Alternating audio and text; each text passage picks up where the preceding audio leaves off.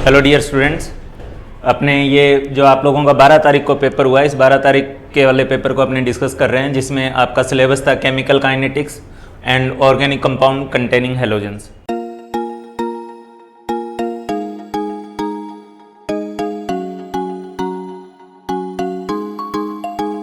ठीक है, तो इसका जो सबसे पहला क्वेश्चन है आपका, which of following compound will undergo racemisation.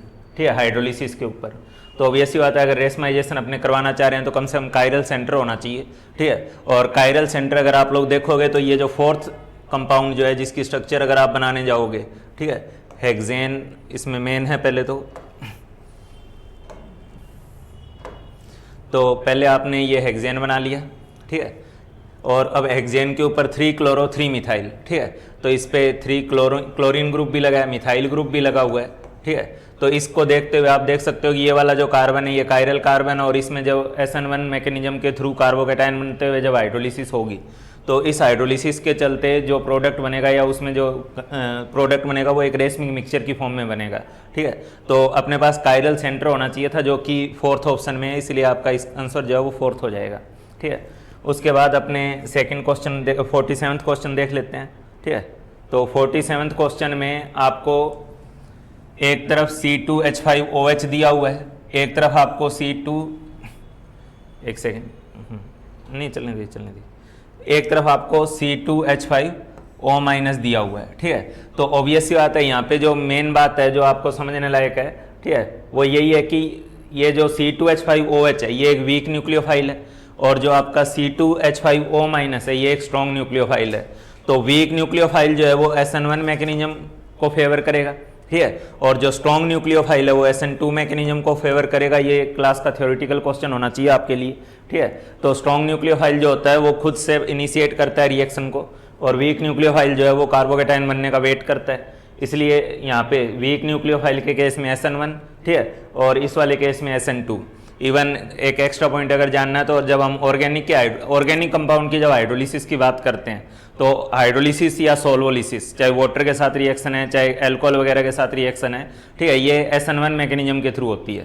ठीक है, हाँ, उसके बाद नेक्स्ट क्वेश्चन देख लेते हैं अपने, which one is most reactive for SN1 reaction. तो SN1 रिएक्शन में सबको पता है कार्बोकेटाइन बनता है, और कार्बोकेटाइन बनता है तो इसमें जो सबसे स्टेबल कार्बोकेटाइन जो बनेगा, ठीक है, वो आप देख सकते हो कि इस कार्बन पे एक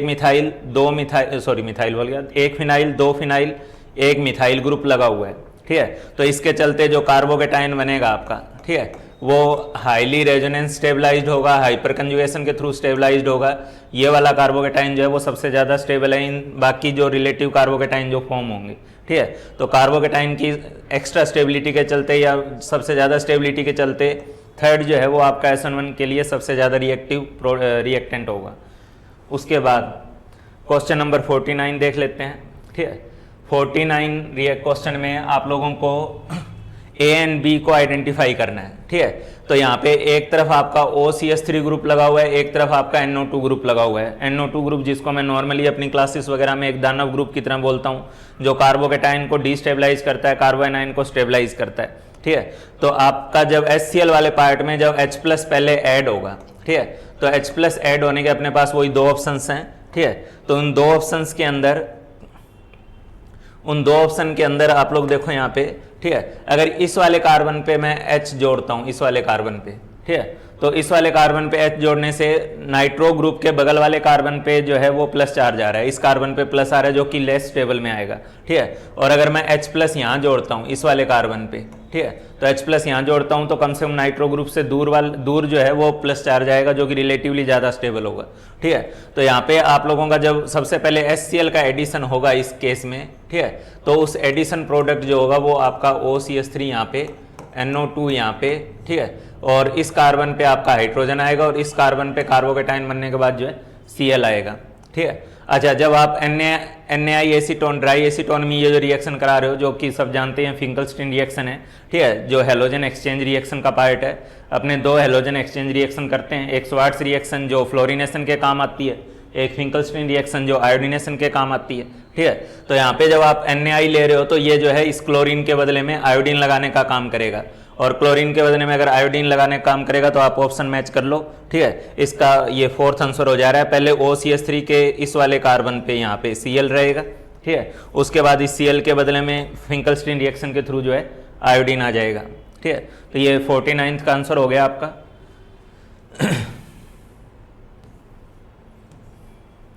हाँ भाई, क्वेश्चन नंबर 50 देख लो, ठीक है। तो 50th क्वेश्चन जो है वो सीधा सीधा method of preparation of alkene है फ्रॉम एल्काइल हैलाइड, ठीक है। तो एल्काइल हैलाइड से अगर आपको एल्केन बनाना है तो इसमें आप लोग क्या करते हो, पहले उसको ग्रिग्नार्ड रिएजेंट में कन्वर्ट कर लेते हो और ग्रिग्नार्ड रिएजेंट को जो है वो आप वाटर वगैरह या H+ के साथ रिएक्ट करा देते हो, ठीक है। तो आपका सबसे पहले पार्ट में मैं नॉर्मल रिएक्शन की तरह लिख दे रहा हूँ, आपका RX है, ठीक है। RX जो होता है वो Mg के साथ ड्राई ईथर में रिएक्ट करते हुए ग्रिग्नार्ड रिएजेंट फॉर्म करता है, ठीक है। और इस ग्रिग्नार्ड रिएजेंट को जब वाटर से या H+ से रिएक्ट करवाया जाता है तो ये सीधा सीधा RH में कन्वर्ट हो जाता है, ठीक है। तो ये आपका एक clear cut method of preparation of alkene है, ठीक है। और इसकी वजह से यहाँ ब्रोमीन वाले पार्ट पे जो वो सिंपली हाइड्रोजन आ जाएगा और जो प्रोडक्ट बनेगा वो आपका टोल्यूइन होगा, ठीक है।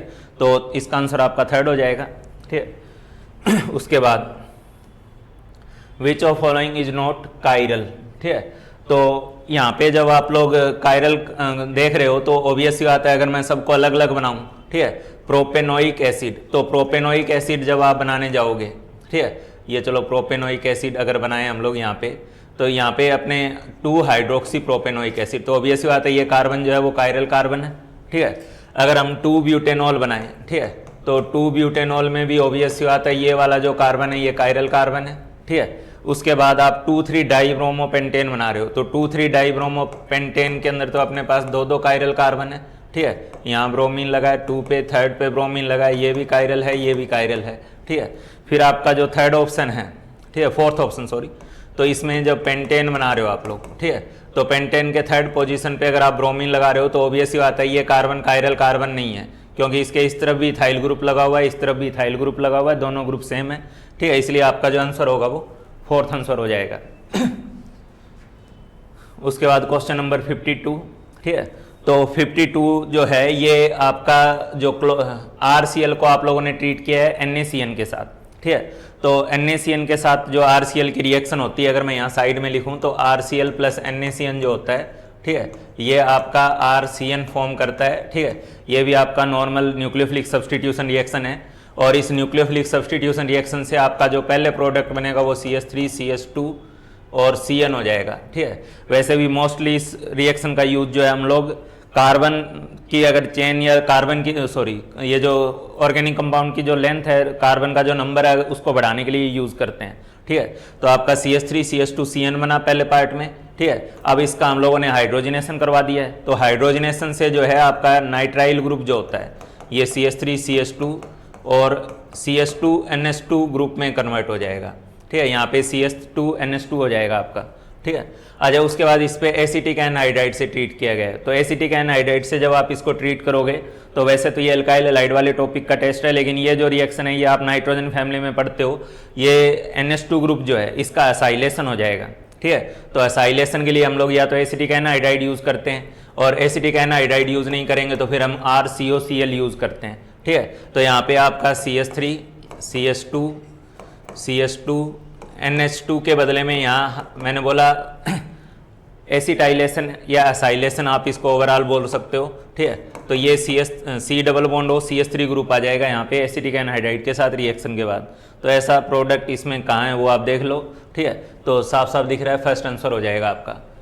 अच्छा उसके बाद 53rd, in the synthesis of DDT chlorobenzene reacts with in presence of concentrated H2SO4, ठीक है। तो अगर आपको DDT बनाना है तो DDT बनाने के लिए आप लोग जो क्लोरोबेंजीन लेते हो, ठीक है, ये एक सेकेंड, हाँ, तो क्लोरोबेंजीन अपने जो लेंगे उस क्लोरोबेंजीन को हम लोग रिएक्ट कराते हैं क्लोरल के साथ, ठीक है। क्लोरल के साथ CCl3 CHO, ठीक है, और 2 क्लोरोबेंजीन मॉलिक्यूल जो हैं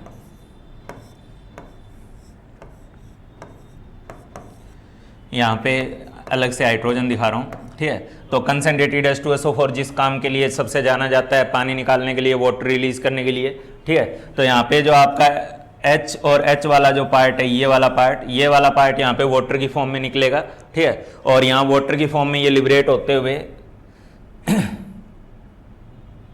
हाँ भाई, तो वाटर की फॉर्म में लिबरेट होते हुए यहाँ से आपका जो है DDT बनेगा, ये जो प्रोडक्ट बनेगा इसका CCl3CH, ठीक है। और ये दो तरफ से बेंजीन रिंग जोड़ते हुए इस पे, इसके पैरा पोजीशन पे आपका क्लोरीन भी रहेगा। ये जल्दबाजी में बनाई है थोड़ी स्ट्रक्चर, ठीक है। तो ये आपका DDT बन जा रहा है। अच्छा, इसी के करस्पॉन्डिंग एक जस्ट याद दिलाने के लिए बताना चाहूँगा, पुराने PMT वगैरह में आया हुआ क्वेश्चन भी रहता था, ठीक है। ये जो आपका फिनोफ्थलीन जो होता है उसको अगर बनाना होता है तो फिनोफ्थलीन बनाने के लिए भी हम लोग इसी टाइप की एक रिएक्शन यूज़ करते हैं, ठीक है। और फिनोफ्थलीन वाले केस में हम लोग जो है फिनोफ्थलीन वाले केस के अंदर हम लोग फिनॉल यूज़ करते हैं, ठीक है। और ये जो आपका थैलिक एनहाइड्राइड होता है, ठीक है, थैलिक एनहाइड्राइड, ये थैलिक एनहाइड्राइड है। और इसके साथ हम लोग, ये बार बार अपने आप जूम इन जूम आउट हो रहा है, कोई बात नहीं, इसको देखते हैं, ठीक है। तो यहाँ पे आपका एक फिनॉल मॉलिक्यूल, ठीक है। इसी तरीके से एक और फिनॉल मॉलिक्यूल यहाँ साइड में बना दे रहा हूँ, हल्का फुल्का जैसा भी दिख पा रहा हो, ठीक है। ये OH, ठीक है। तो यहाँ से इसके पैरा पोजीशन से और इसके पैरा पोजीशन से वाटर फॉर्म लिबरेट होते हुए कंसनट्रेटेड H2SO4 के साथ, ठीक है। इसमें भी आपका जो है वो थैलिक ये फिनोफ्थलीन एज ए प्रोडक्ट मिलता है आपको, ठीक है। चलो क्वेश्चन नंबर 54 देख लेते हैं अपने, ठीक है। तो मैग्नीशियम जो है वो एल्काइल हैलाइड के साथ रिएक्ट करते हुए, एल्काइल आयोडाइड दिया हुआ है, इथर मीडियम में ले रहे हैं, ठीक है। तो इसको तो हम लोग एज ए रिएक्शन यूज़ करते ही हैं ग्रिग्नार्ड के मेथड ऑफ प्रिपरेशन के लिए, ठीक है। तो आपका जो RI है और इसको जब आप Mg के साथ ट्रीट करते हो इथर मीडियम के अंदर, ठीक है, तो आपका RMgI बनेगा, ऑब्वियस ही बात है, इसका नाम ग्रिग्नार्ड रिएजेंट है, ठीक है। तो इसका आंसर आपका हो जाएगा 4th। उसके बाद नेक्स्ट देखो, अच्छा, उसके बाद बोला गया है कि correct order for tendency towards nucleophilic substitution reaction. यहाँ पे इलेक्ट्रोफिलिक एरोमेटिक सब्सटीट्यूशन का रेट नहीं पूछा गया, न्यूक्लियोफिलिक सब्सटीट्यूशन का रेट पूछा गया, ठीक है। और न्यूक्लियोफिलिक सब्सटीट्यूशन के लिए यहाँ पे आप लोगों का जो ये जैसे Cl वगैरह है, ठीक है, या न्यूक्लियोफाइल जब इस पर अटैक करेगा, तो न्यूक्लियोफाइल जब इस पे अटैक करेगा तो या न्यूक्लियोफाइल के साथ जब ये जुड़ेगा तो इसके बगल वाले कार्बन पे जो है माइनस चार्ज आएगा, ठीक है। अच्छा, इसके बगल वाले कार्बन पे जब माइनस चार्ज आएगा तो इस माइनस चार्ज को जो ग्रुप जितना ज़्यादा स्टेबलाइज करेगा, इलेक्ट्रोफिलिक अटैक में बेंजीन रिंग पे प्लस चार्ज आ रहा होता है, ठीक है, लेकिन यहाँ क्योंकि न्यूक्लियोफिलिक अटैक है तो यहाँ पे माइनस चार्ज आएगा और इस माइनस चार्ज को जो ग्रुप जितना ज़्यादा स्टेबलाइज करेगा, ठीक है, वो न्यूक्लियोफिलिक रेट को उतना तेज करेगा, ठीक है। तो अभी मैं आपको 2-5 मिनट पहले भी बोला ही हूँ कि नाइट्रो ग्रुप को मैं दानव ग्रुप बोलता हूँ जो कि कार्बन आयन को स्टेबलाइज करने का काम करता है, ठीक है। तो ऑब्वियस बात है सबसे ज़्यादा जो नाइट्रो ग्रुप है वो यहाँ 3-3 नाइट्रो ग्रुप है और 3-3 नाइट्रो ग्रुप की वजह से इसमें आने वाला जो कार्बन आयन होगा वो सबसे ज़्यादा स्टेबल होगा, ठीक है। उसके बाद यहाँ पे 2 नाइट्रो ग्रुप हैं, यहाँ एटलीस्ट 1 नाइट्रो ग्रुप है, इसमें कोई नाइट्रो ग्रुप नहीं है, ठीक है। तो ये जो नाइट्रो ग्रुप का नंबर बढ़ता जा रहा है ऑर्थो पैरा पे, ठीक है, उसके करस्पॉन्डिंगली बनने वाले कार्बन आयन की जिसका आप सिग्मा कॉम्प्लेक्स बोलते हो उसकी स्टेबिलिटी बढ़ती जा रही है, ठीक है। और स्टेबिलिटी बढ़ती जा रही है तो आपका जो 4th वाला आंसर है ये करेक्ट आंसर हो जाएगा, ठीक है। 1 से ज़्यादा रिएक्टिव 2 से 3 से 4 ज़्यादा होगा, ठीक है। ये तो इवन नॉर्मल वाटर के अंदर हाइड्रोलिसिस करते हुए आपको पिक्रिक एसिड दे देता है। उसके बाद 56 which of following compound has highest boiling point, ठीक है। तो बॉइलिंग पॉइंट हाईएस्ट होने के लिए एक तो इंटरमोलिकुलर फोर्स ऑफ अट्रैक्शन ज़्यादा होनी चाहिए। इंटरमोलिकुलर फोर्स ऑफ अट्रैक्शन ज़्यादा होने के लिए उसका मोलिकुलर मास, मोलिकुलर साइज सब बड़ा होना चाहिए, ठीक है। और अगर मोलिकुलर मास सेम है, आइसोमर्स हैं, तो आइसोमर्स हैं तो ब्रांचिंग जैसे जैसे होती है उसका सरफेस एरिया घटता है, बॉइलिंग पॉइंट घटेगा। और ब्रांचिंग जितनी कम रहेगी उसका सरफेस एरिया ज़्यादा रहेगा, उसका बॉइलिंग पॉइंट सबसे ज़्यादा रहेगा, ठीक है। तो ऑब्वियस बात है यहाँ पे आप लोग जब फर्स्ट और सेकंड ऑप्शन को कंपेयर करोगे तो फर्स्ट और सेकंड ऑप्शन में जो मोलिकुलर मास और मोलिकुलर साइज है वो ज़्यादा है, ठीक है। अच्छा, उसके बाद सेकंड के को 3rd और 4th के रिलेटिवली कंपेयर करोगे तो आप लोग पाओगे कि सेकंड वाले केस में जो है यहाँ पे कोई ब्रांचिंग नहीं है, जबकि 3rd और 4th में ब्रांचिंग होती जा रही है, ठीक है। तो इसलिए सबसे ज़्यादा जो बॉइलिंग पॉइंट बनेगा वो आपका सेकंड वाले आंसर में होगा, ठीक है। उसके बाद नेक्स्ट देखते हैं 57, ठीक है। तो यहाँ पे जो पॉइंट नोटिस करने वाला है, ये जो आप लोग रिएक्शन कराते हो फिंकलस्टीन रिएक्शन, उसके इक्विवेलेंट टाइप की रिएक्शन है ये, ठीक है। तो RBr पे आप Cl minus as a nucleophile attack करा रहे हो, प्रोडक्ट में RCl बना रहे हो, और DMF डाई मिथाइल फॉर्मामाइड को आपने जो है एज ए सॉल्वेंट यूज किया है, जो कि SN2 मैकेनिज्म को प्रमोट करेगा, ठीक है। तो DMF में ये जो रिएक्शन है, जो कि आपका पोलर एप्रोटिक सॉल्वेंट होता है, जिसके अंदर आपकी जो रिएक्शन मैकेनिज्म होगी वो SN2 होगी, और SN2 के लिए ऑब्वियस सी बात है जो स्टेरिक हिंड्रेंस होनी चाहिए वो सबसे कम होनी चाहिए, ठीक है। तो सबसे ज़्यादा रिएक्टिव जो इस केस में होगा वो आपका फर्स्ट ऑप्शन होगा, फर्स्ट आंसर होगा, SN2 मैकेनिज्म को ध्यान में रखते हुए, ठीक है। अच्छा, स्टेरिक हिंड्रेंस को देखते हुए, SN2 मैकेनिज्म को ध्यान में रखते हुए फर्स्ट जो है वो सबसे ज़्यादा रिएक्टिव है, ठीक है।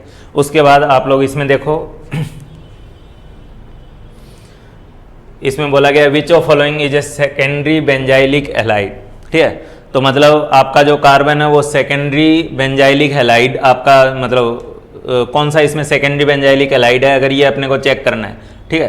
तो इसमें आप लोग देखो, इसमें तो क्लियरली जो ब्रोमीन लगा है वो बेंजीन ग्रुप पे लगा हुआ है, तो ये बेंजाइलिक वगैरह तो होने का सीन ही नहीं पैदा हो रहा, ठीक है। ये तो फिनाइलिक हो गया, ठीक है। यहाँ पैरा पोजीशन पे क्लोरीन लगा हुआ है, यहाँ मेटा पोजीशन पे क्लोरीन लगा हुआ है, तो ये बेंजाइलिक कैटेगरी में तो नहीं आएंगे, ठीक है। आपका बेंजाइलिक कार्बन होने के लिए, ठीक है, बेंजीन रिंग ना होके बेंजीन के बगल वाले कार्बन पे अगर इस पे कुछ लगा रहे हो तो ये बेंजाइलिक कहलाएगा, और डायरेक्ट बेंजीन के ऊपर लगा रहे हो तो ये फिनाइलिक कहलाएगा, ठीक है। तो ये तो आपका ऑर्थो मेटा पैरा जो है वो तो क्लियरली बेंजीन के ऊपर क्लोरीन लगा हुआ है, उसके बगल वाले कार्बन पे नहीं लगा हुआ है, ठीक है।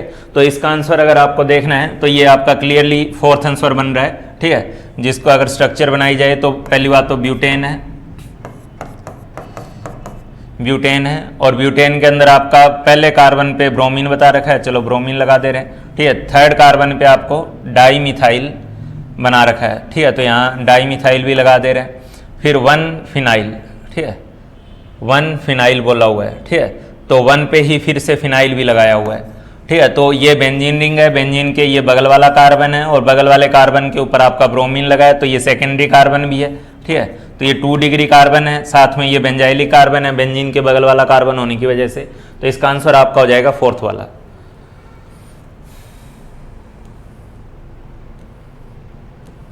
अब आप देख लो 59, ठीक है, what is IUPAC name of following compound, ठीक है। तो अगर अपने को इसका IUPAC नेम लिखना है तो सबसे पहले जब अपने नंबरिंग करने जाएंगे तो नंबरिंग करने जाएंगे और चेन सेलेक्ट करने जाएंगे, तो चेन सेलेक्ट करने में ऑब्वियसली बात है डबल बॉन्ड को हम लोग हाईएस्ट प्रायोरिटी देते हुए इस केस में, ठीक है, और उसको सबसे लोएस्ट नंबर देने की कोशिश करेंगे। तो आपका पहली बात तो ये मेन चेन हो गया, ठीक है। इस मेन चेन में आपका ये 2 3, ठीक है, 4 और ये 5, ठीक है। तो आप देख सकते हो सेकंड पे आपका फिनाइल है, फोर्थ पे आपका जो है वो ब्रोमो ग्रुप है, ठीक है। तो आपका अल्फाबेटिकल ऑर्डर में 4 ब्रोमो 2 फिनाइल पेंट 2 इन, ठीक है, फर्स्ट आंसर हो जाएगा आपका। उसके बाद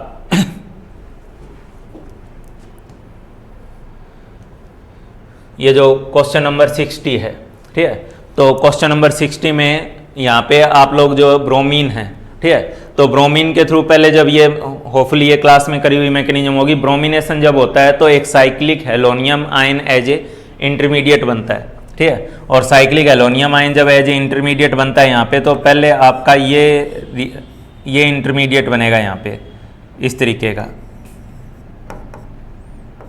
उसके बाद इसमें जैसे इथाइल ये मेथेनॉल यूज किया हुआ है, ठीक है। जनरली इसमें आप देखते हो वाटर दिया होता है, ब्रोमीन वाटर के साथ रिएक्शन होती है, और वाटर की तरह ये भी एक वीक न्यूक्लियोफाइल है, और वीक न्यूक्लियोफाइल है तो ये सिलेक्टिवली उस कार्बन पे अटैक करेगा, ठीक है, जिसके ऊपर आपका प्लस चार्ज जो है वो ज़्यादा स्टेबलाइज हो रहा हो, ठीक है। और इसका जो अटैक होगा वो एंटी अटैक होगा, ठीक है। तो एंटी अटैक होगा तो जो वाटर का अटैक, वाटर बोल रहा हूँ, ये मेथेनॉल का जहाँ से अटैक होगा और जो ब्रोमीन है ये दोनों एक दूसरे के अपोजिट खुलेंगे, ठीक है।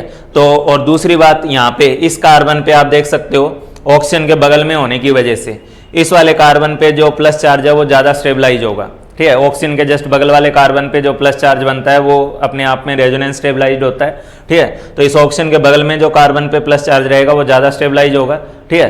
तो इसलिए जो CH3OH है आपका, ठीक है, इसका लोन पेयर इस वाले कार्बन पे अटैक करेगा, इस वाले कार्बन पे अटैक करेगा, और ये ब्रोमीन की तरफ से बॉन्ड ओपन अप हो जाएगा, ठीक ठीक है, और दोनों जो रहेंगे ब्रोमीन और OCH3। अच्छा, जब ये इस पे अटैक करेगा तो इस पे प्लस चार्ज आएगा ऑक्सीजन पे, और प्लस चार्ज आने की वजह से वो अपने अंदर से जो है अपने प्लस चार्ज को खत्म करने के लिए H+ रिलीज कर देगा। ठीक है, तो एक कार्बन पे आपका OCH3 आएगा, एक कार्बन पे ब्रोमीन आएगा, और एक दूसरे के एंटी पोजीशन पे आएंगे। ठीक है, तो इसलिए इसका जो आंसर बनेगा वो फर्स्ट आंसर बनेगा। ठीक है, इसमें थोड़ा सा वो कार्बोकेटाइन की स्टेबिलिटी को देखते हुए CH3OH का अटैक करवाना होता है। 61 आपको इनके बॉइलिंग पॉइंट के इंक्रीजिंग ऑर्डर में लिखना है। ठीक है, तो बॉइलिंग पॉइंट के इंक्रीजिंग ऑर्डर में लिखना है तो आप साफ साफ देख सकते हो, मैंने अभी बोला था जितना मॉलिक्यूलर मास और मॉलिक्यूलर साइज जितना बड़ा होगा उसका बॉइलिंग पॉइंट उतना ज़्यादा होगा। तो क्लोरोमीथेन के रिलेटिवली ब्रोमोमीथेन का बॉइलिंग पॉइंट ज़्यादा होगा, क्योंकि क्लोरीन के मुकाबले ब्रोमीन आने से मास और साइज दोनों बढ़ रहे हैं। ठीक है, फिर आपका ब्रोमोमीथेन के रिलेटिवली आपका डाईब्रोमोमीथेन जो है इसका बॉइलिंग पॉइंट ज़्यादा होगा, क्योंकि एक ब्रोमीन के बदले में 2 ब्रोमीन है। और उसके बाद आपका जो ब्रोमोफॉर्म है, ठीक है, जिसमें 3 ब्रोमीन लग गए आपके एक ही कार्बन के ऊपर, तो इसका मॉलिक्यूलर मास और मॉलिक्यूलर साइज सबसे ज़्यादा बड़ा है। ठीक है, तो मास और size, intermolecular force of attraction जो होता है, केमिकल बॉन्डिंग में भी पढ़ाया जाता है ये सेम चीज़। ठीक है, तो इंटरमोलिकुलर फोर्स ऑफ अट्रैक्शन जितना ज़्यादा होगा, बॉइलिंग पॉइंट जो है वो इन टाइप की मॉलिक्यूलर स्पीसीज का बॉइलिंग पॉइंट वगैरह हाई होगा। ठीक है, तो आप देख सकते हो थर्ड वाले से ज़्यादा होगा फर्स्ट का, फर्स्ट वाले से ज़्यादा होगा फोर्थ का, और फोर्थ वाले से ज़्यादा होगा सेकंड का। तो आपका आंसर बन जाएगा थर्ड। क्वेश्चन नंबर 62 देख लेते हैं। Which of following does not react with benzene in presence of AlCl3। तो ये फ्रीडल-क्राफ्ट रिएक्शन की बात हो रही है, और फ्रीडल-क्राफ्ट रिएक्शन जो है वो कार्बोकेटाइन बनाते हुए होती है। आप सबको पता है RCl जो हम लोग लेते हैं, इसको जब पहले AlCl3 के साथ ट्रीट किया जाता है तो यहाँ पे सबसे पहले R+ बनता है। ठीक है, अब इसमें कौन ऐसा है जिस पे कार्बोकेटाइन बनना या कार्बोकेटाइन सबसे लीस्ट स्टेबल होगा?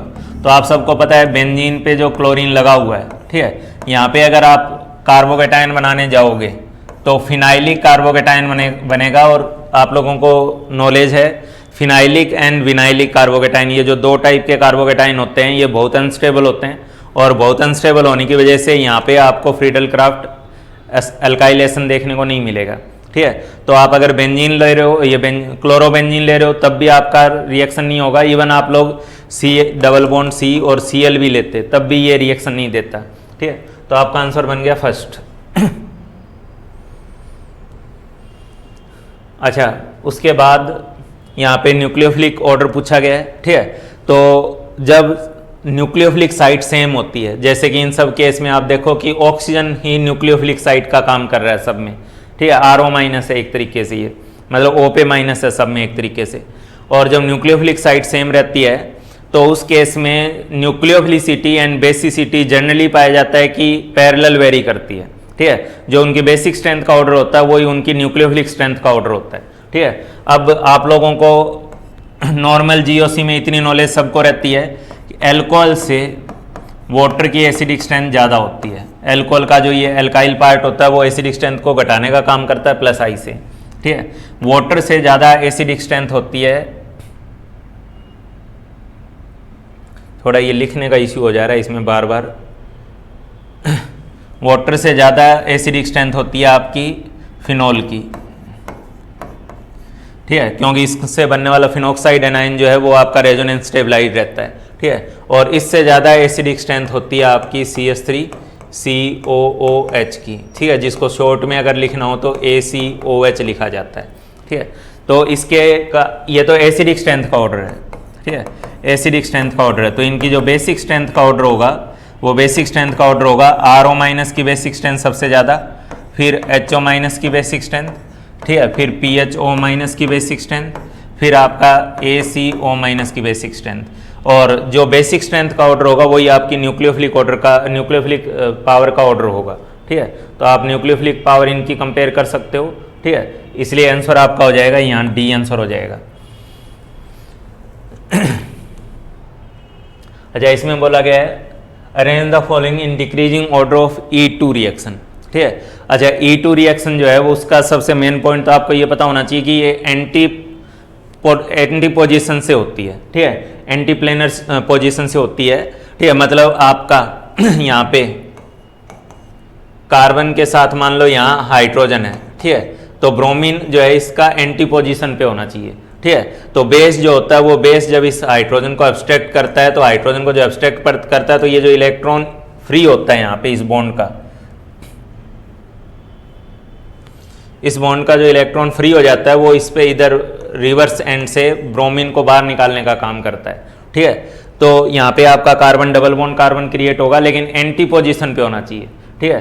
तो अब आप लोग देख लो यहाँ पे ये जो ब्रोमीन है, ठीक है, ये अगर बिलो द प्लेन है तो इसका जो CH3 वाला जो ग्रुप है ये अबव द प्लेन दिखा रखा है यहाँ पे। अगर ये CH3 बिलो द प्लेन होता, ठीक है, तो इसका हाइड्रोजन यहाँ अबव द प्लेन होता, ठीक है। मतलब मुद्दे की बात, अभी आपका जो हाइड्रोजन है और जो ब्रोमीन है वो सेम साइड पड़ रहा है, तो हाइड्रोजन और ब्रोमीन क्योंकि सेम साइड पड़ रहा है तो इस वाले एंड से एलिमिनेशन नहीं हो पाएगा। हाँ, एलिमिनेशन यहाँ होगा, प्रोडक्ट भी बनेगा, लेकिन वो सेडजे प्रोडक्ट की फॉर्म में ना बन के हॉफमैन प्रोडक्ट की फॉर्म में बनेगा। इस वाले कार्बन से हाइड्रोजन हटेगा क्योंकि इसका कार्बन, इस कार्बन का जो हाइड्रोजन है वो अबव द प्लेन भी है, वो बिलो द प्लेन भी है, ठीक है। तो इस वाले में यहाँ एल्कीन बनेगी नहीं, ठीक है, इसमें एल्कीन तो बनेगी इस ऑप्शन में, ठीक है, लेकिन इस ऑप्शन में जो एल्कीन बनेगी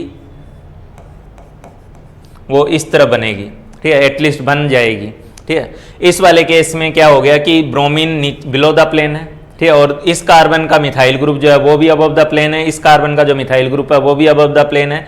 मतलब मुद्दे की बात, इसका जो हाइड्रोजन है, ठीक है, और इस कार्बन का जो हाइड्रोजन है,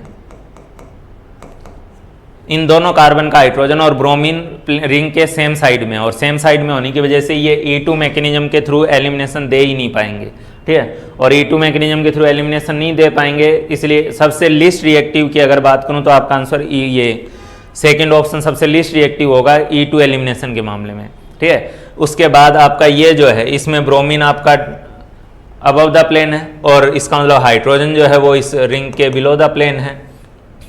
ये लिखने में कुछ ना कुछ इश्यू बार बार हो रहा है और ये मेरे से एडजस्ट हो नहीं रहा। हाँ भाई, तो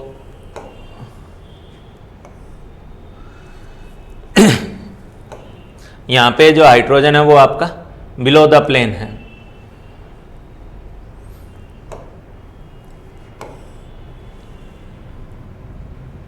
चलो मैं बोल दे रहा हूँ केवल, हाइड्रोजन जो है वो बिलो द प्लेन है, ब्रोमीन अबव द प्लेन है, तो ऑब्वियस ही बात है इसका जो एलिमिनेशन होगा, ठीक है, इस एलिमिनेशन के करस्पॉन्डिंग जो प्रोडक्ट बनेगा आप लोगों के पास वो सेडजेफ प्रोडक्ट बनेगा, ठीक है, और मोर एल्काइलेटेड एल्कीन मेजर प्रोडक्ट की फॉर्म में बनेगी। इसलिए सबसे ज़्यादा रिएक्टिव जो है, जो कि सबसे ज़्यादा स्टेबल भी है यहाँ पे देखा जाए तो यहाँ पे सब जो रिएक्टिविटी ऑर्डर रहेगा, थर्ड सबसे ज़्यादा रिएक्टिव होगा, थर्ड के बाद फर्स्ट होगा, फर्स्ट के बाद आपका सेकंड होगा, क्योंकि क्लियरली हमें E2 मैकेनिज्म बोला गया और E2 मैकेनिज्म के लिए यहाँ पे जो एंटी पेरिप्लानर स्टेट होनी चाहिए थी, जो कि आपका थर्ड में बन रहा है, ठीक है, सेकंड में तो बन ही नहीं रहा, इसलिए ये E2 मैकेनिज्म से रिएक्शन देने के कैपेबल भी नहीं है, ठीक है। अच्छा, उसके बाद नेक्स्ट देखते हैं।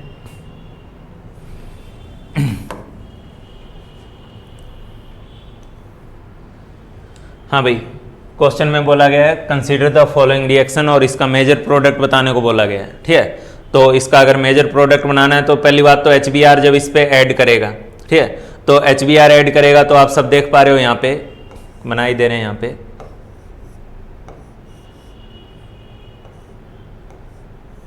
यहाँ पे H जुड़ते हुए इस पे प्लस आएगा, ठीक है। अच्छा, जब इस पे प्लस आएगा तो ऑब्वियस ही बात है इसके मुकाबले इस कार्बन पे जो प्लस चार्ज रहना चाहिए,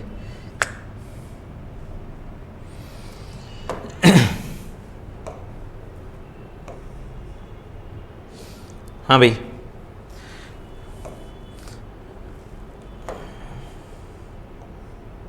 इस कार्बन पे अगर ये प्लस चार्ज शिफ्ट होता है तो यहाँ पे प्लस चार्ज की स्टेबिलिटी सेकेंडरी कार्बोकेटाइन से ज़्यादा होगी, क्योंकि उस केस में वो टर्सरी कार्बोकेटाइन में कन्वर्ट होगा।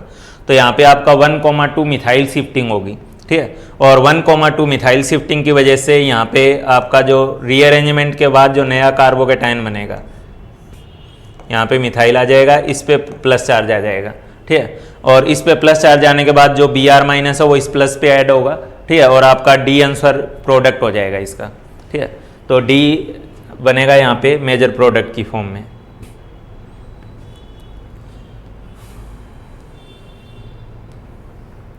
हाँ भाई, क्वेश्चन नंबर 66 की बात हो रही है। तो ब्रोमीन को लाइट की प्रेजेंस में यूज़ करते हुए दिखाया गया है। तो आपको क्लियरली पता होना चाहिए ब्रोमीन को जब यूज़ किया जाता है लाइट की प्रेजेंस में तो ये मेनली एलाइलिक बेंजाइलिक सब्सटीट्यूशन देता है, क्योंकि एलाइलिक या बेंजाइलिक जो फ्री रेडिकल बनता है वो ज़्यादा स्टेबल होता है और ये फ्री रेडिकल मैकेनिज्म से होने वाली रिएक्शन है। ठीक है, तो इसमें एलाइलिक बेंजाइलिक पोजीशन अगर है तो उस पर सब्सटीट्यूशन होगा। ठीक है, तो आप देख ही सकते हो यहाँ बेंजीन के जस्ट बगल वाले कार्बन जो कि आपका बेंजाइलिक कार्बन हो गया, तो इस बेंजाइलिक कार्बन पे आपका ब्रोमिनेशन होगा, इसलिए क्लियरली आपका जो आंसर है वो थर्ड आंसर हो जाएगा। Which of following halide will not show SN1 reaction. ठीक है, तो SN1 रिएक्शन कौन नहीं शो करेगा अगर इसका जवाब चाहिए तो अभी वही बात है, SN1 मैकेनिज्म जो होती है वो कार्बोकेटाइन से होगी। ठीक है, और कार्बोकेटाइन इंटरमीडिएट जो है वो किस किस केस में यहाँ सबसे अनस्टेबल बन रहा है। ठीक है, तो यहाँ से बनने वाला कार्बोकेटाइन एलाइलिक है, इससे बनने वाला कार्बोकेटाइन बेंजाइलिक है, इससे बनने वाला जो कार्बोकेटाइन है वो आपका सेकेंडरी कार्बोकेटाइन है एटलीस्ट। ठीक है, लेकिन यहाँ जो बनने वाला कार्बोकेटाइन है ये विनाइलिक कार्बोकेटाइन है। ठीक है, और vinylic carbocation highly unstable category में आता है, विनाइलिक एंड फिनाइलिक। ठीक है, तो विनाइलिक कार्बोकेटाइन क्योंकि सबसे कम स्टेबल है इसलिए वो SN1 मैकेनिज्म से प्रोडक्ट नहीं दे पाएगा, तो आपका जो आंसर होगा वो बी आंसर हो जाएगा। अच्छा, जेमिनल डाइब्रोमाइड कौन है? तो ये तो बिल्कुल बच्चों वाला क्वेश्चन हो गया। ठीक है, जेमिनल के लिए दोनों जो ब्रोमीन ग्रुप हैं, ठीक है, वो आपके सेम कार्बन पे जुड़े हुए होने चाहिए और ऐसा जो है वो आपके सेकंड ऑप्शन में है। उसके बाद क्वेश्चन नंबर 69। ठीक है, तो क्वेश्चन नंबर 69 में आपको यहाँ पे बेंजीनिंग पे एक NO2 ग्रुप भी इंट्रोड्यूस करना है, एक तरफ आपको Cl ग्रुप भी इंट्रोड्यूस करना है। ठीक है, तो ये दो ग्रुप आपको इंट्रोड्यूस करने हैं। ठीक है, इसके लिए कहानी जो मेन कहानी है वो यही है समझने लायक कि पहले नाइट्रेशन करवाया जाए या पहले क्लोरीनेशन करवाया जाए। ठीक है, तो आप देख सकते हो दोनों ग्रुप एक दूसरे के मेटा पोजीशन पे है, तो मेटा पोजीशन पे है, जबकि अगर हम पहले क्लोरीनेशन करवा देंगे तो क्लोरीन तो ऑर्थो पैरा डायरेक्टिंग ग्रुप है, जबकि NO2 ग्रुप जो है वो आपका मेटा डायरेक्टिंग ग्रुप है। तो क्लियरली सबसे पहले आपको नाइट्रेशन करवाना होगा। ठीक है, और नाइट्रेशन के बाद आपको जो है Cl2 आयरन लेते हुए इसका क्लोरीनेशन करवाना होगा जो कि मेटा पोजीशन पे होगा, तो इसलिए इसका जो आंसर बनेगा वो थर्ड आंसर बन जाएगा।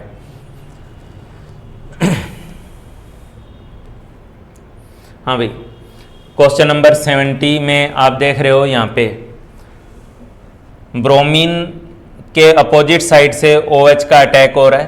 ठीक है, यानी इन्वर्जन ऑफ कन्फिग्रेशन देखने को मिल रहा है, और इन्वर्जन ऑफ कन्फिग्रेशन देखने को मिल रहा है और साथ में साफ साफ दिख रहा है कि ये एलिमिनेशन रिएक्शन तो नहीं है, सब्सटीट्यूशन रिएक्शन है। ठीक है, तो ये जो रिएक्शन है ये SN2 मैकेनिज्म से हो रही है। इन्वर्जन ऑफ कन्फिग्रेशन आपको SN2 में देखने को मिलता है, SN1 में आपको रेसमाइजेशन देखने को मिलता है। ठीक है, तो 70th का आंसर हो जाएगा थर्ड। उसके बाद बोला गया 71 में aryl halides are less reactive than benzene towards electrophilic substitution reaction. ठीक है, तो जो आपका aryl halides are less reactive than benzene. ठीक है, तो एराइल हैलाइड हेलोजन ग्रुप जो होता है, बेंजीन पे अगर क्लोरीन ग्रुप लग गया, ठीक है, तो क्लोरीन या हेलोजन जो है होते तो ऑर्थो पैरा डायरेक्टर हैं, लेकिन क्योंकि इनका जो -I इफेक्ट होता है वो इनके +R इफेक्ट पे डोमिनेट करता है, इसलिए ओवरऑल ये डीएक्टिवेटिंग नेचर के होते हैं। ठीक है, तो बेंजीन के रिलेटिवली ये जो एराइल हैलाइड होगा वो लेस रिएक्टिव होगा, ये स्टेटमेंट सही है। ठीक है, उसके बाद बोला गया aryl halides are more reactive than alkyl halide towards nucleophilic substitution reaction. ठीक है, तो यहाँ पे एराइल हैलाइड्स और एल्काइल हैलाइड, तो आप लोगों को पता होना चाहिए बेंजीन के ऊपर अगर हैलोजन लगा है तो ये न्यूक्लियोफिलिक सब्सटीट्यूशन डायरेक्टली दे भी नहीं पाता है। ठीक है, जबकि आपका एल्काइल हैलाइड जो है, एल्काइल हैलाइड पे अगर हैलोजन लगा है तो ये तो बहुत कॉमन तरीके से, बहुत कॉमनली आपका जो है न्यूक्लियोफिलिक सब्सटीट्यूशन रिएक्शन देता है।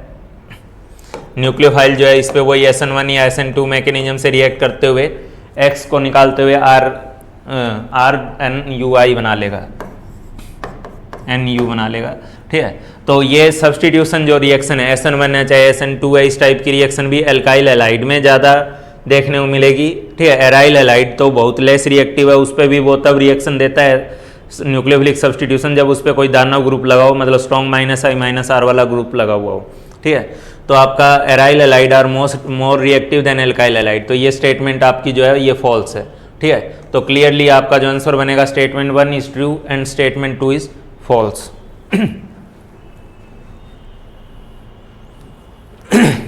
हाँ भाई, क्वेश्चन नंबर 72।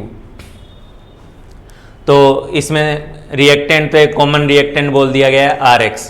तो RX को जब KCN से ट्रीट करते हैं तो यहाँ पे आपका जो प्रोडक्ट बनता है वो RCN बनता है, ठीक है। अच्छा, AgCN से जब ट्रीट करते हैं तो जो प्रोडक्ट बनता है वो RNC बनता है। KNO2 से जब ट्रीट करते हैं तो KNO2 से जो प्रोडक्ट बनता है वो आपका S वाला बनेगा, R ये नाइट्राइट तो जिसको बोलोगे आप लोग, ठीक है, नाइट्राइट बनेगा, मतलब ये नाइट्राइट बनेगा, ठीक है। और इस वाले केस में जो बनेगा प्रोडक्ट, ये फर्स्ट टाइम ये वाला बोर्ड यूज़ कर रहे हैं और मेरे को इसमें पता नहीं, समझ ही नहीं आ रहा लिखते लिखते क्यों अपने आप ऑटो ज्यूम हो जा रही है। चलिए, तो ये इसमें नाइट्राइट बन रहा है और ये वाला जो होता है ये नाइट्रो है, और नाइट्रो जो बनेगा वो आपका AgNO2 के साथ बनेगा। लिथियम एल्यूमिनियम हाइड्राइड जो है वो RX को रिड्यूस करेगा RH के अंदर। तो अपना ऑप्शन मैच कर लेना उसके अकॉर्डिंग। क्वेश्चन नंबर 73, ठीक है। तो 73 में आप लोग देखो यहाँ पे ये जो क्लोरीन है इसके बदले में OH ग्रुप लग रहा है NaOH के साथ रिएक्शन कराते हुए, और साथ में एक दानव ग्रुप यानी स्ट्रॉन्ग -I-R वाला बैठा हुआ ही है। तो ये बेंजीन पे होने वाला एक न्यूक्लियोफिलिक सब्सटीट्यूशन रिएक्शन है। बेंजीन की भले ही characteristic reaction electrophilic aromatic substitution है, लेकिन यहाँ पे जो रिएक्शन आपके सामने हो रही है ये एक न्यूक्लियोफिलिक सब्सटीट्यूशन रिएक्शन है, ठीक है। तो इसलिए न्यूक्लियोफिलिक एरोमेटिक सब्सटीट्यूशन रिएक्शन, ठीक है। तो इसमें एक एक करस्पॉन्डिंग जो मैच हो रहा है वो S वाला मैच हो रहा है, ठीक है। यहाँ पे तो क्लियरली आप देख रहे हो कि डबल बॉन्ड के ऊपर जो है HBr का एडिशन हो रहा है, और जो कि एल्कीन के ऊपर इलेक्ट्रोफिलिक अटैक पहले होता है, H+ पहले अटैक करता है, तो ये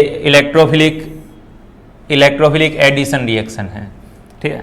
अच्छा, इसमें आप देख रहे हो कि आयोडीन के बदले में जो है OH ग्रुप आ रहा है, ठीक है, OH- का अटैक होते हुए, तो ये एक न्यूक्लियोफिलिक सब्सटीट्यूशन रिएक्शन है, ठीक है। तो न्यूक्लियोफिलिक सब्सटीट्यूशन रिएक्शन है, तो यहाँ पे ऐसा कहाँ दिया हुआ है ऑप्शन में, अच्छा और भी है यहाँ पे। तो यहाँ पे अगर आप देखोगे, ठीक है, तो ये OH- जो है वो आयोडीन को न्यूक्लियोफिलिक फॉर्म में सब्सटीट्यूट कर रहा है, तो ये न्यूक्लियोफिलिक सब्सटीट्यूशन रिएक्शन है, ठीक है। अच्छा, ये तो बहुत क्लियरली देख रहे हो, ठीक है, ऑर्थो पैरा पोजीशन पे क्लोरीन लग रहे हैं, ठीक है। तो ये आपका इलेक्ट्रोफिलिक एरोमेटिक सब्सटीट्यूशन रिएक्शन है, ठीक है। Cl+ के अटैक से ये सब्सटीट्यूशन होगा, ठीक है, Cl+ H+ को रिप्लेस कर रहा है। तो यहाँ पे आपकी जो बेंजीन की कैरेक्टरिस्टिक रिएक्शन है वो देखने को मिल रही है इलेक्ट्रोफिलिक एरोमेटिक सब्सटीट्यूशन, ठीक है। तो इसके करस्पॉन्डिंगली अपना जो भी आंसर है वो नीचे मैच कर लेना।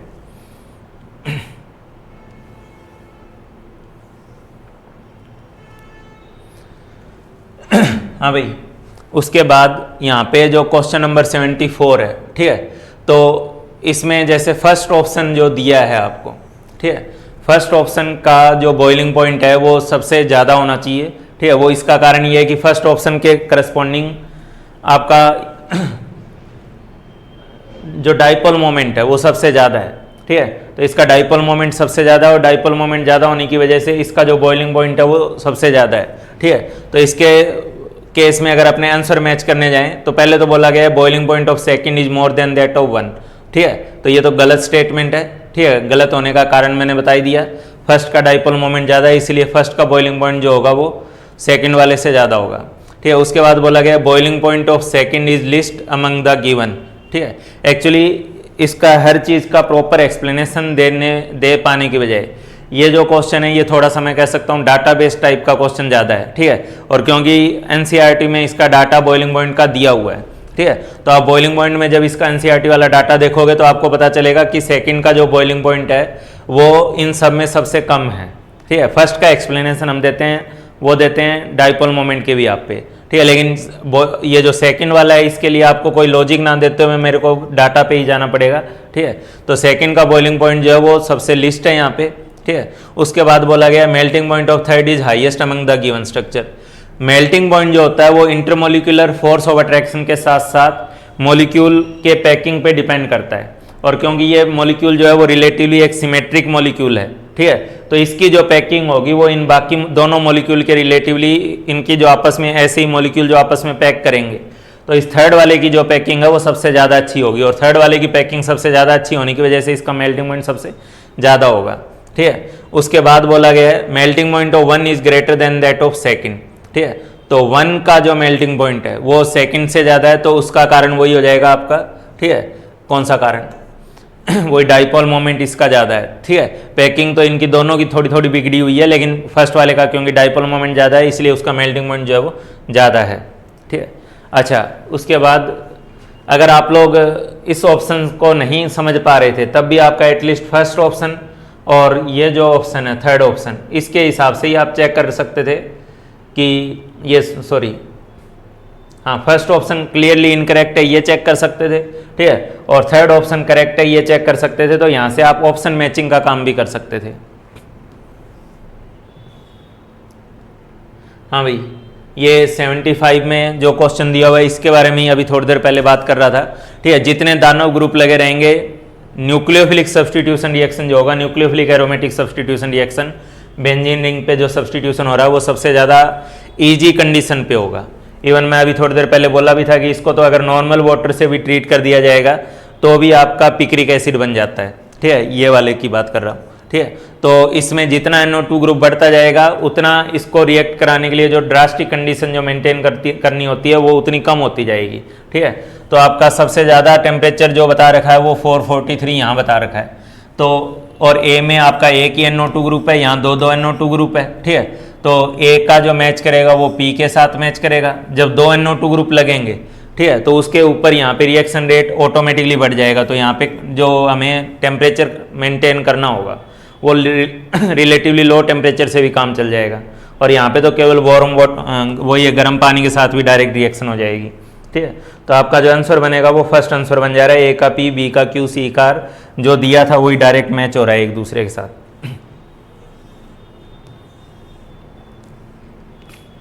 हाँ भाई, उसके बाद आपका ये केमिकल काइनेटिक्स वाले टॉपिक आ जा रहे हैं, मतलब केमिकल काइनेटिक्स वाले टॉपिक से क्वेश्चन आ जा रहे हैं, ठीक है।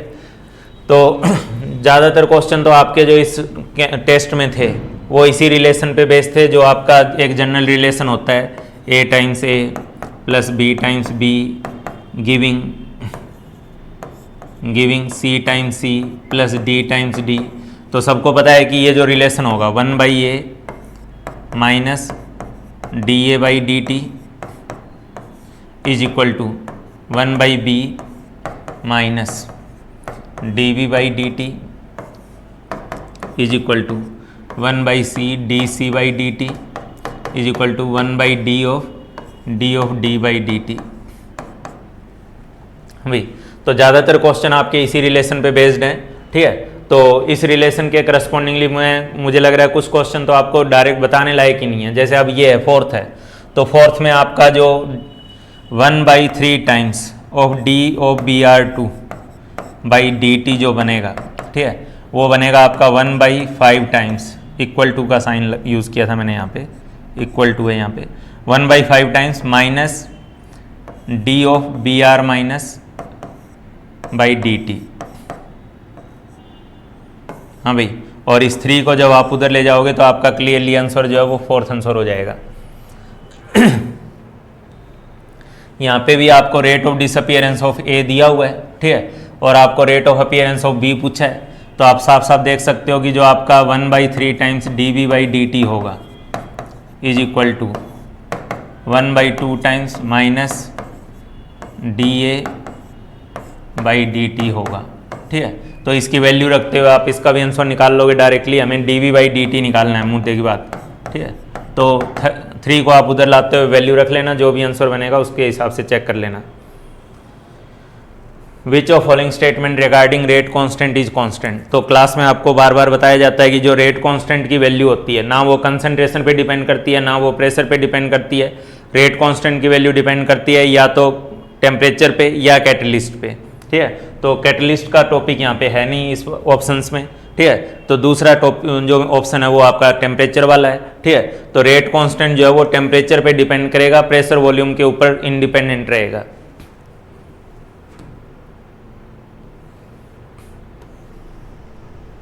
हाँ भाई, क्वेश्चन नंबर 79 भी बिना कॉपी पे पेन चलाए मन मन में हो जाने लायक था, ठीक है। पहले तो आप ये देखो, पहले इस ऑप्शन को सिलेक्ट करो क्योंकि इसमें एटलीस्ट बी कांस्टेंट है, ठीक है, बी की वैल्यू सेम है। तो जब आपने ए की कंसंट्रेशन डबल करी है तो आप देख रहे हो कि आपका जो रेट है वो भी डबल हो जा रहा है, ठीक है। तो कंसंट्रेशन, ए की कंसंट्रेशन डबल करने से अगर रेट डबल हो रहा है तो इसका मतलब ए के रिलेटिवली जो ऑर्डर बन रहा है वो फर्स्ट ऑर्डर बन रहा है, ठीक है। यहाँ पे आप देख ही रहे हो, यहाँ कंसंट्रेशन डबल हो रही है, रेट भी डबल हो रहा है, और ऐसा आपका फर्स्ट ऑर्डर में होगा, ठीक है। अच्छा, उसके बाद आप इस वाले ऑप्शन पे आओ, इसको चेक करो। 0.6 से 0.6 रखा हुआ है हमने, लेकिन अब हम इसको डबल कर रहे हैं, बी को डबल कर रहे हैं, और बी को डबल करने से भी आप लोग नोटिस कर रहे हो कि जो रेट है वो डबल हो रहा है। तो यानी ए के रिलेटिवली भी फर्स्ट ऑर्डर रिएक्शन है, बी के रिलेटिवली भी फर्स्ट ऑर्डर रिएक्शन है। आपका जो आंसर बनेगा वो सेकेंड आंसर हो जाएगा।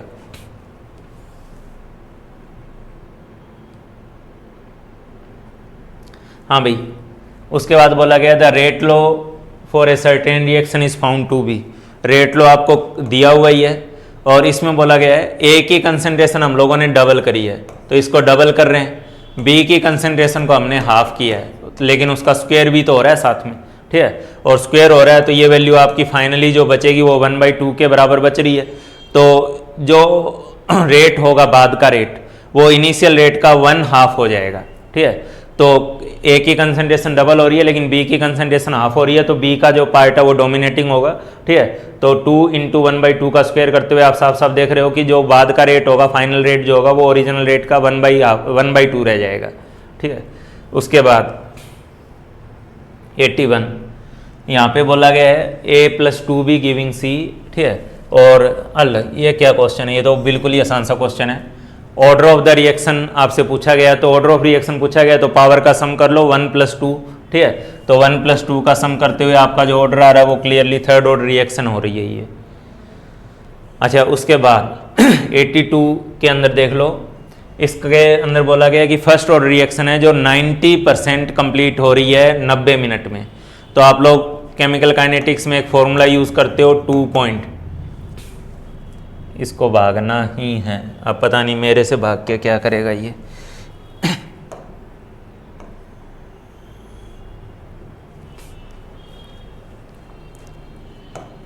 हाँ भाई, तो एक फॉर्मूला आप यूज़ करते हो 2.303/T और log a/a-x, ठीक है। तो यहाँ पे अगर 90% अगर ये रिएक्शन कंप्लीट हो रही है तो a को अगर आप 100 लोगे तो a-x की जो वैल्यू है वो 10 रह जाएगी, ठीक है।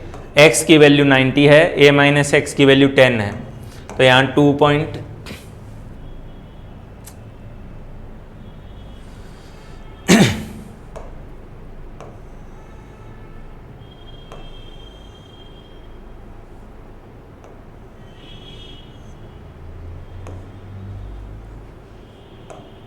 हाँ भाई, तो यहाँ 2.303 बाई, और क्वेश्चन में बता रखा है ये 90 मिनट में कंप्लीट हो रहा है, ठीक है।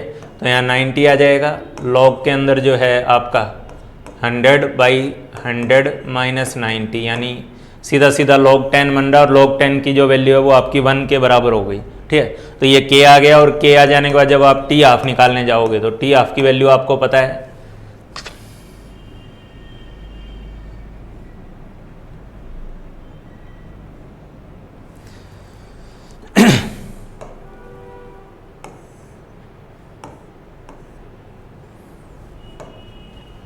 तो टी हाफ की जो वैल्यू बन रही है वो 0.6, लिखते ही कहीं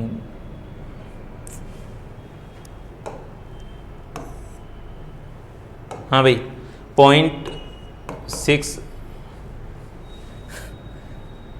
इसका मतलब इसका कुछ ये ऑटोमेटिक दौड़ने वाला जो रीजन है वो कहीं ना कहीं इसी 6 टाइप के एक्सप्रेशन के साथ जुड़ा हुआ है।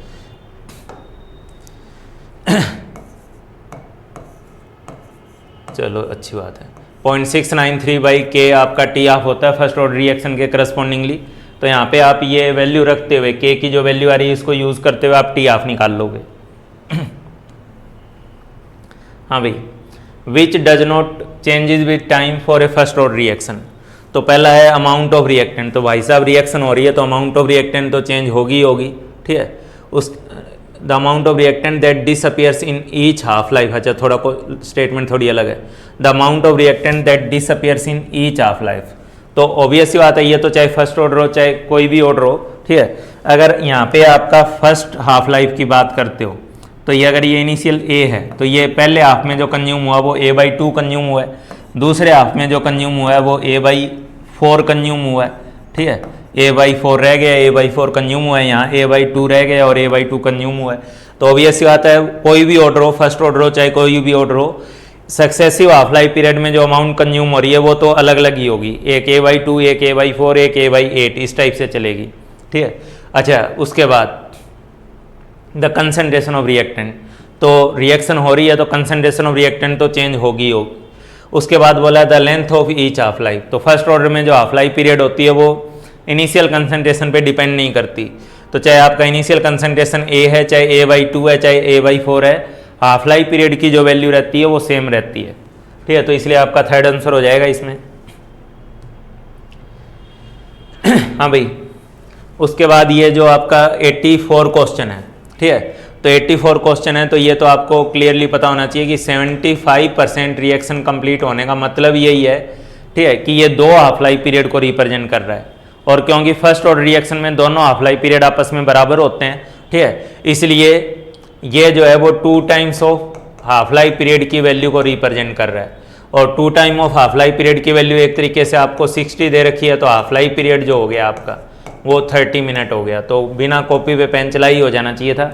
75% रिएक्शन अगर कंप्लीट हो रही है फर्स्ट ऑर्डर रिएक्शन में, ठीक है, तो 75% रिएक्शन दो हाफ लाइफ पीरियड की वैल्यू को रिप्रेजेंट करती है। 87.5% रिएक्शन का होना 3 हाफ लाइफ पीरियड की वैल्यू को रिप्रेजेंट करता है, ठीक है। तो 75% के करस्पॉन्डिंगली जो आपका आंसर बनेगा हाफ लाइफ पीरियड वो 30 मिनट हो जाएगी, ठीक है। मतलब 75% अगर 60 मिनट में हो रहा है तो हाफ लाइफ पीरियड की वैल्यू जो है वो 30 मिनट हो जाएगी।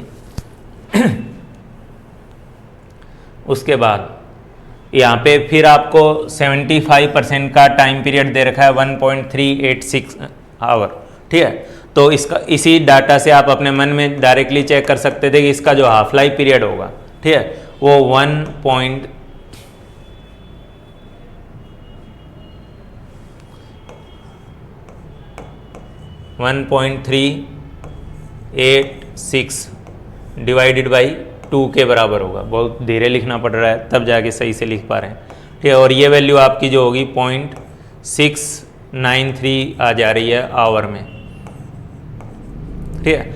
और आपसे पूछा है इसका रेट कांस्टेंट, ठीक है। तो फर्स्ट ऑर्डर रिएक्शन होने के नाते इसका जो रेट कांस्टेंट होगा वो 0.693 अपॉन में आपका टी ऑफ हो जाएगा, ठीक है। और ये जब टी ऑफ की वैल्यू आप यहाँ पे रखोगे वही 0.693, ठीक है। तो आपका ये एक सेकेंड, अच्छा ये सेकंड इनवर्स में ये वैल्यू पूछी गई है, ठीक है। तो ये अगर इतना है तो इसको आप जब डिवाइड करोगे, ठीक है, तो 0.693 तो आएगा ही आएगा, ठीक है। डिवाइड में फिर से 0.693 आएगा, लेकिन ये जो वैल्यू रखनी है ये क्योंकि ऑप्शन सेकंड इनवर्स में दिया हुआ है तो 0.693 के साथ साथ आप 3600 से और एक्स्ट्रा डिवाइड करोगे, ठीक है। और 3600 से एक्स्ट्रा डिवाइड करने के बाद जो आंसर आ रहा है वो आप चेक कर लेना, ये सेकंड आंसर आ रहा होगा। उसके बाद the rate of a reaction is always negative, तो भैया ये तो क्लियर एक इनकरेक्ट स्टेटमेंट है, rate of reaction always negative कहाँ से हो जाएगा, ठीक है। उसके बाद minus sign used in expressing the rate shows concentration of product is decreasing, ठीक है। तो क्लियरली जब आप लोग ये स्टेटमेंट पढ़ रहे हो तो पहली बात ये माइनस साइन हम रिएक्टेंट साइड के साथ जरूर यूज़ करते हैं, प्रोडक्ट साइड के साथ नहीं यूज़ करते, ठीक है। और प्रोडक्ट ये जो प्रोडक्ट की कंसंट्रेशन जो होती है वो तो टाइम के साथ वैसे ही बढ़ रही होती है, ठीक है। ये उसी एक्सप्रेशन की बात कर रहा है, जैसे -dA/dt आप लिखते हो, ठीक है, इज इक्वल टू वो dV/dt। अगर ए रिएक्टेंट है और बी अगर आपका प्रोडक्ट है, कोफिशिएंट को इग्नोर करते हुए लिखा मैंने, ठीक है। तो आप यहाँ पे माइनस साइन जरूर यूज़ कर रहे होते हो, यहाँ पे आप प्लस साइन यूज़ कर रहे होते हो। तो ये दोनों ही जो स्टेटमेंट है वो फॉल्स स्टेटमेंट है हमारे लिए। उसके बाद 87th में half life period of a reaction of first order is independent of initial concentration. तो ये सबको पता ही है, ठीक है, इसी पे 2-3 बार अपने क्वेश्चन ही कर लिए अभी अभी में। उसके बाद half life period for first order reaction is 2.303 by के इंटू log 2 दिया हुआ है, और log 2 की वैल्यू को जब आप यूज़ करोगे 0.3010, उसी से ये वैल्यू आपकी जो आएगी ये 0.693 बाई के बराबर आएगी, ठीक है। और इस एक्सप्रेशन से ये बात समझ में भी आ रही है कि जो हाफ लाइफ पीरियड है वो इनिशियल कंसंट्रेशन के जो है इंडिपेंडेंट वैल्यू है, ठीक है। तो इसलिए आपका जो स्टेटमेंट 1 और 2 दोनों सही भी है, और सेकंड जो ये स्टेटमेंट है वो एक तरीके से फर्स्ट स्टेटमेंट को एक्सप्लेन भी कर रहा है। उसके बाद the order of a reaction can have fractional value, तो ये स्टेटमेंट सही है, ठीक है। The order of reaction can not be written from balanced chemical reaction. Order of reaction हम लोगों की एक एक्सपेरिमेंटली डिटरमाइंड वैल्यू होती है, ना कि आप डायरेक्ट बैलेंस रिएक्शन देख के उसका जवाब दे सकते, ठीक है। तो डायरेक्ट बैलेंस रिएक्शन से ऑर्डर ऑफ रिएक्शन नहीं लिखा जाता, उसको एक्सपेरिमेंटली डिटरमाइन करना पड़ता है। हाँ, ऑर्डर ऑफ रिएक्शन है फ्रैक्शनल वैल्यू, ये सही है। तो आपका स्टेटमेंट 1 ट्रू है, और कैन नॉट भी है। हाँ, तो सेकंड स्टेटमेंट में कैन नॉट वर्ड यूज़ किया है, तो इसका मतलब ये स्टेटमेंट भी सही है आपका, ठीक है। अच्छा, उसके बाद देखिए आप लोग 89th में आप लोग देख रहे हो कि यहाँ जो रेट लो एक्सप्रेशन एक्सप्रेस किया गया है वो k into a power m v power n, लेकिन इनडायरेक्टली c यहाँ नहीं है, और अगर यहाँ c नहीं है तो एक तरीके से आप कह सकते हो c की पावर 0 है। तो इसका जो ऑर्डर है वो इन कोफिशिएंट्स का सम ना होकर, ठीक है, यहाँ पे m b plus P C लिखा हुआ है, ठीक है, इसका कोई मतलब नहीं बन रहा। m के यहाँ n होना चाहिए था, ठीक है, n होना चाहिए था, चलो वो नॉर्मल है। यहाँ पे जो इसका ऑर्डर ऑफ रिएक्शन बनेगा वो m प्लस n के बराबर बनेगा, ना कि m plus n plus p के बराबर बनेगा, ठीक है, क्योंकि c का पावर यहाँ रेट लो एक्सप्रेशन में है ही नहीं, ठीक है। तो इसका ऑर्डर m प्लस n है, इसलिए ये स्टेटमेंट फॉल्स हो गई, ठीक है। अच्छा, उसके बाद देखो the rate of reaction does not depend on concentration of C, ठीक है। तो इस स्टेटमेंट इस रेट लो एक्सप्रेशन से समझ में आ ही रहा है कि जो रेट है वो सी की कंसंट्रेशन पे डिपेंड नहीं कर रहा, तो ये स्टेटमेंट सही है। तो फर्स्ट स्टेटमेंट करेक्ट है, सेकंड स्टेटमेंट जो है सॉरी फर्स्ट स्टेटमेंट फॉल्स है, सेकंड स्टेटमेंट जो है वो ट्रू है। अच्छा, उसके बाद देखो ये तो नॉर्मल एक क्वेश्चन हो गया। हाफ लाइफ पीरियड को कांस्टेंट बताया, तो कांस्टेंट जो होता है वो फर्स्ट ऑर्डर रिएक्शन में होता है। हाफ लाइफ पीरियड जो होती है सबको पता है, half life period directly proportional होता है initial concentration power 1 minus n के, ठीक है। तो यहाँ पे n की वैल्यू जब 1 रहेगी तो ये कांस्टेंट रहेगा, n की वैल्यू जब 0 रहेगी तो ये डायरेक्टली प्रोपोर्शनल टू कंसंट्रेशन रहेगा, यानी ये आपका 0 ऑर्डर के करस्पॉन्डिंग है। और जब n की वैल्यू 2 हो जाएगी तो ये इन्वर्सली प्रोपोर्शनल टू कंसंट्रेशन आ जाएगा, ठीक है। और जब n की वैल्यू 3 हो जाएगी थर्ड ऑर्डर में, ये इन्वर्सली प्रोपोर्शनल टू कंसंट्रेशन का स्क्वायर हो जाएगा, ठीक है। तो इसके करस्पॉन्डिंगली अपना आंसर मैच कर लेना। तो ये आपका 90th क्वेश्चन भी हो गया, ठीक है। हाँ, एक चीज़ छोटा सा मैं इसमें बताना था, भूल गया, ठीक है। जो एक क्वेश्चन था सेकंड या थर्ड क्वेश्चन, ठीक है, ये 46 या 47 क्वेश्चन था, इसमें एक हाइड्रोजन एक स्ट्रक्चर में एक्स्ट्रा लग गया था, उसको देख लेना, ठीक है। स्ट्रक्चर थोड़ा एक हाइड्रोजन एक्स्ट्रा था, नहीं होना चाहिए था वहाँ पे। चलिए ठीक है।